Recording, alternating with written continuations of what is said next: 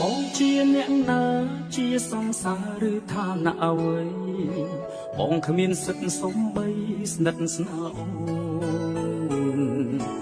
មានសិទ្ធិត្រឹមថតរូបតែគ្មានសិទ្ធិភុំជាមួយសួនសួរតាមត្រង់តើបងអន់ខ្លាំងក៏រិតណាអូនថាស្នេហាយើងដឹងត្រឹមតែពីរអ្នកបានហើយ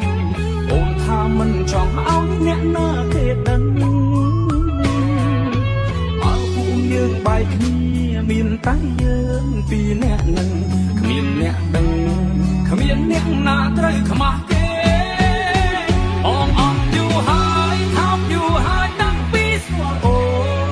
នស្នេហាពួកយើងមិនអាចបន្តទៅមុខទេលំនឹងបងតែអូនច្បាស់លាស់ជាមួយគេពេញសិនពីគេបងសាពួកគឺជារូបបងថាយូរហើយអន់យូរហើយតាំងពីដំបូងតាមពិតបេះដូងអូនគ្មានបងមួយជុំរៀងទេ